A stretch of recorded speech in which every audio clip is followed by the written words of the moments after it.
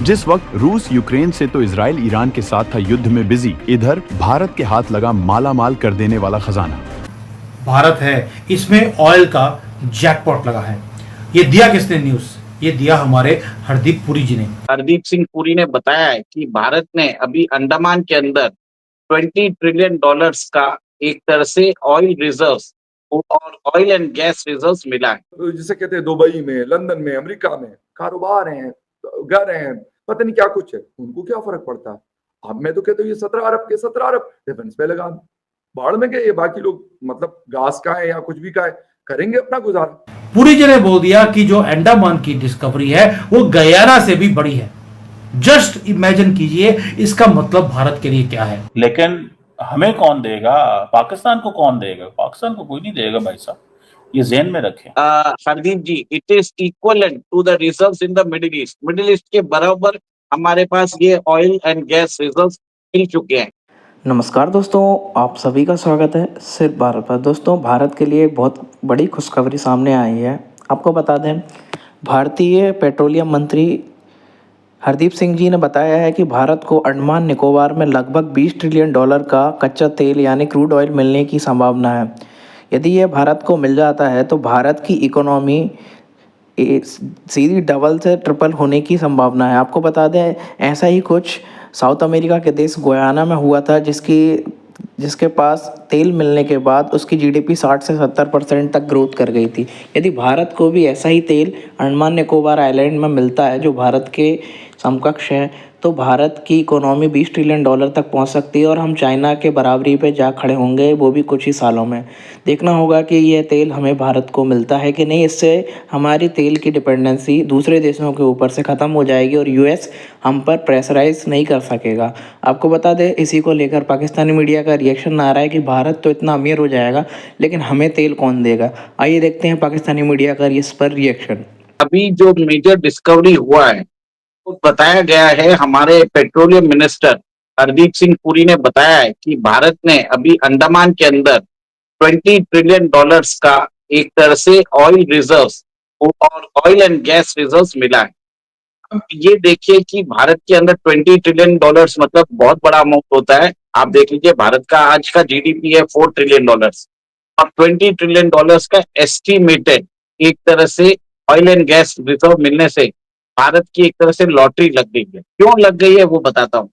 आज 87% और 88% हमारा जो क्रूड ऑयल है हम वो इंपोर्ट करते हैं। आप सोच लीजिए, 87 to 88%, in spite of using EV, in spite of using green hydrogen. ये बात देख लीजिए, पेनिट्रेशन इतना होने के बावजूद वी आर डिपेंडेंट।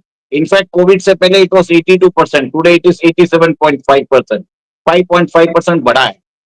सेकेंड, जैसे आपको मालूम है अभी इजराइल और ईरान वॉर चल रहा है, उसके अंदर जो ऑयल की कीमत थी 62 डॉलर थी, बढ़ के अभी 75 to 78 डॉलर्स हो जाती है। Every $1 rise in the price of crude हमारी इकोनॉमी को फर्क पड़ता है, क्योंकि एवरी ईयर हम एक तरह से $100 बिलियन प्लस हम एक तरह से इंपोर्ट बिल हमारा बनता है for importing crude oil.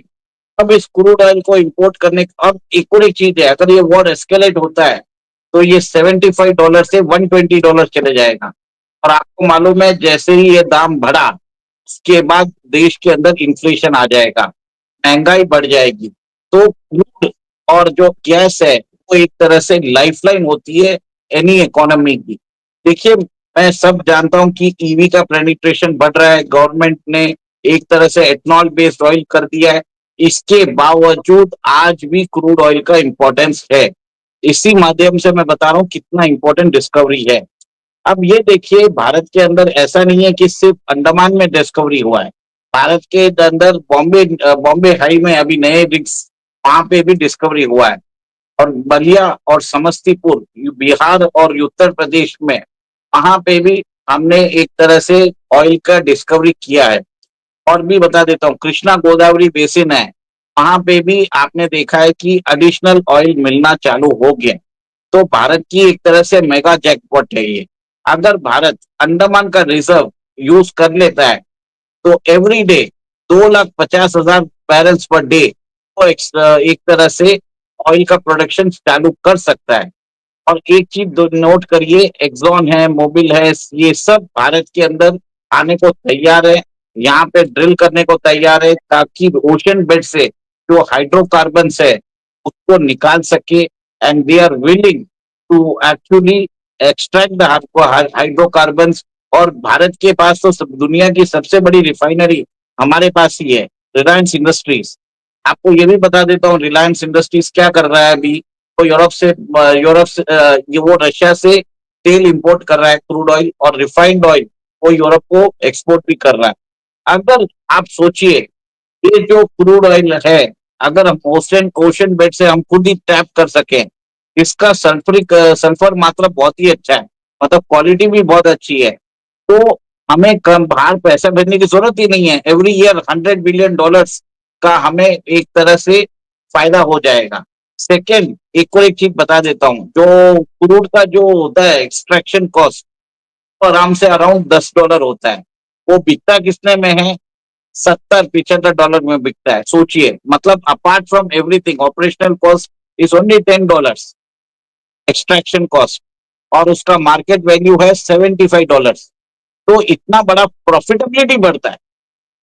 Apart from that, इससे कारण तो भारत तो सेल्फ सफिशिएंट हो जाएगा। अच्छा, भारत के नीचे जो हमारा इंडोनेशिया है, जो अंडमान के नीचे है, वो भी उसी बेल्ट में आता है। Gayatri ji, every day 700,000 barrels per day वो वहां से क्रूड ऑयल को एक्सट्रैक्ट कर रहा है पर डे, और उसको मिलियन टन, उसको एक तरह से मिलियन बैरल्स पर डे करने वाला है, 10 लाख बैरल पर डे। आप सोच लीजिए, 2.5 लाख जो मैंने बोला है वो तो इनिशियल है, और इंडोनेशिया जैसा छोटा कंट्री जो हमारे अंडमान के नीचे ही है, एग्जैक्टली थोड़ा बहुत ही नीचे है, every day 700,000 7 lakh barrels per day they are extracting. This will be a difference from India being the net importer, India can become net exporter as well. और भी बता देता हूँ, next for the at least next 70 years, 70 साल हमें oil import करने की जरूरत ही नहीं पड़ेगी। In fact we can export